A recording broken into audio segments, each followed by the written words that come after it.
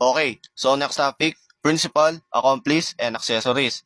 So under Article 17 of the Revised Penal Code, meron tayong tatlong categories ng principal. Principal by direct participation, principal by induction, and principal by indispensable cooperation. Let's start with principal by direct participation. So ito na yung tatandaan nyo dyan, directly commit the act. That constitutes the crime. So bibigyan ko kayo ng example sa homicide case. Harvey repeatedly stabs Pedro and died. So anong ginawa ni Harvey? Sinaksak niya si Pedro. Ano yung crime? Homicide. Patay si Pedro. So siya mismo, si Harvey, siya yung nag-commit ng act. Nag-execute. So next, robbery. Harvey points a gun at the victim and took the victim's wallet and cell phone. So may elements na ng robbery. So sino yung directly nag-commit ng act? Si Harvey. Which is tinutukan niya ng baril ang victim. May intimidation. And took the victim's wallet and cell phone. Which is property. So siya mismo yung directly nag-commit ng act na nagka-constitute ng crime. So next, principal by induction. These are the individuals who directly force, induce, or influence another to commit a crime.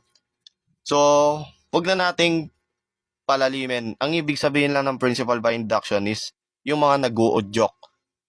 For example, a wealthy businessman tell his bodyguard, kill that witness and I'll give you 1 million. Then, yung bodyguard, pinatay niya talaga yung witness. So, sino yung nag-induce? Yung businessman. Nabibigyan niya daw ng 1 million yung bodyguard kapag napatay niya yung witness. So, inducement. Meron siyang influence. So, yung businessman, principal by induction siya. Dahil siya yung nag-utos or nag-udyok. And next, principal by indispensable cooperation. These are persons who cooperate in the commission of the offense by performing an act without which the crime would not have been successfully carried out. So, kung wala siya, hindi may sasakatuparan yung krimen.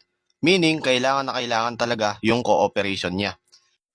So, example ulit, homicide case. Harvey plans to kill Pedro. Mark secretly gives Harvey the only key to Pedro's house, allowing one to enter and kill Pedro. So, si Mark binigyan niya ng susi, si Harvey, which is yung susi para sa bahay ni Pedro.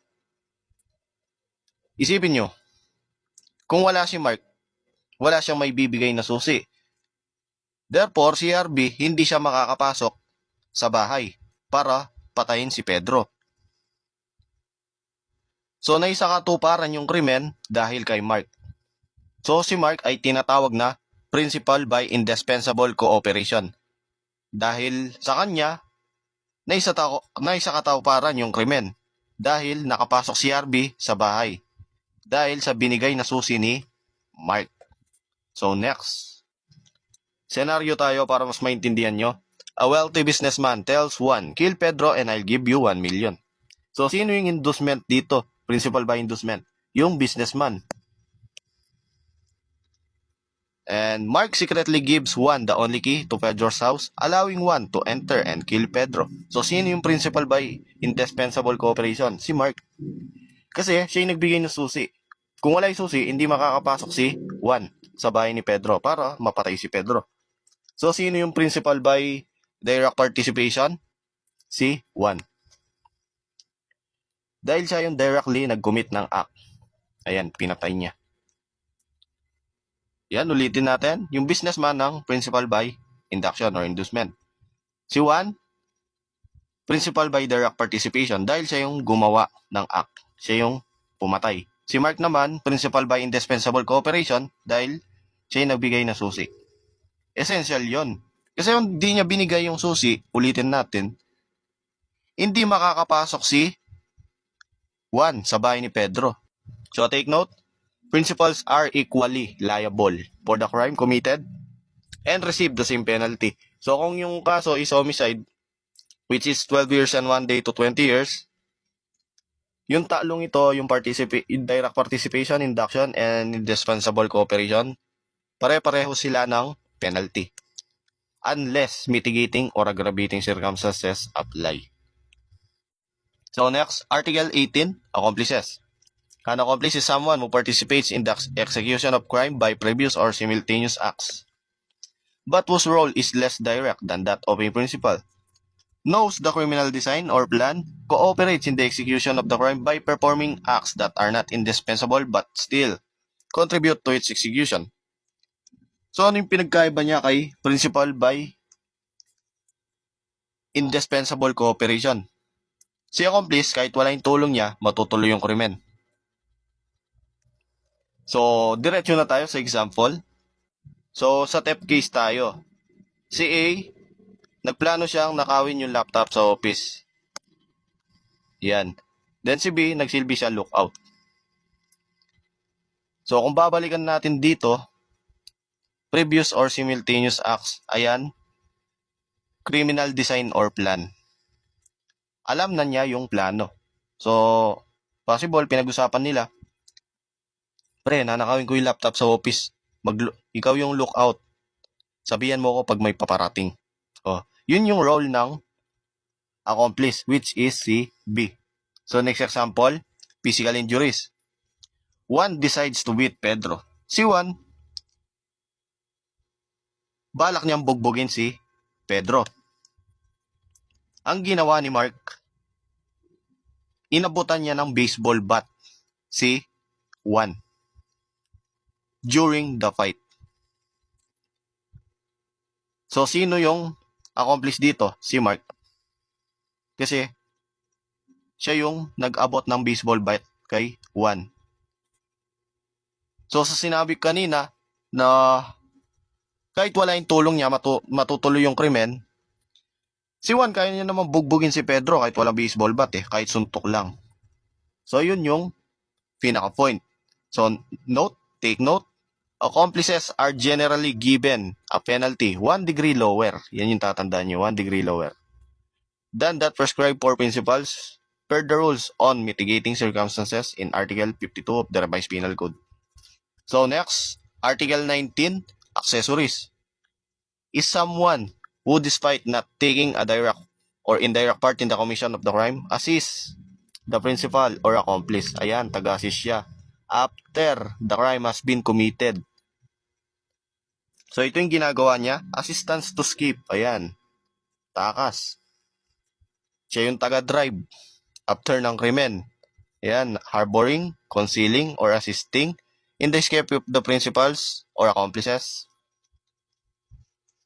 Did so knowingly with the intent to help avoid apprehension. Ayan, para di sila makulong, nagbigay siya ng assistance para makatakas tong principal and accomplices. And letter B, profiting from the crime. Ayan, nakinabang siya. For example, yung mga ninakaw ng kasama niya, binebenta niya. Ayan, profiting.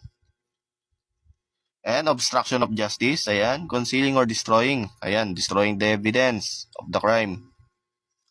Using means to prevent discovery of the crime. Ayan, nagsusunog siya ng ebidensya. So, meron ng exception yung Article 19 ng accessories. Ayan, under Article 20, exemption, spouse, ascendants, descendants, legitimate, natural, or ayan, relatives by affinity. So, for example, si Juan nag-commit ng homicide at tumakas sa pulis. Ayan. Yung kapatid niya, si Pedro, tinago niya si Juan sa bahay niya. Ayan, inalagaan niya. Nagsinungaling siya sa pulis na si Juan ay wala doon tuwing hinahanap nila. Ang tanong, is Pedro liable for obstruction of justice? So, kung babalikan natin dito, ayan, nandito, brothers and sisters. So, exempted siya. Pedro is exempted from criminal liability. Dahil kapatid niya nga So, meron tayong exception to the exception. 1. Robbed a jewelry store and stole expensive watches. After the robbery, he gave the stolen watches to his sister, Maria. Binigay niya yung ninakaw niya kay Maria. Then Maria knew the watches were stolen. Alam ni Maria na yung relo or watch ay nakaw, galing sa nakaw. Pero ang ginawa niya, binenta niya pa rin and kept the part of the money. So ang tanong, is Maria liable? Ang sagot diyan is yes. Dahil kung babalikan natin dito, profiting from the crime. Kapag profiting from the crime, hindi exempted dito yung kapatid, especially kapag nakinabang siya. Ayan, sold them online and kept part of the money. So take note, accessories generally receive penalty 2 degree lower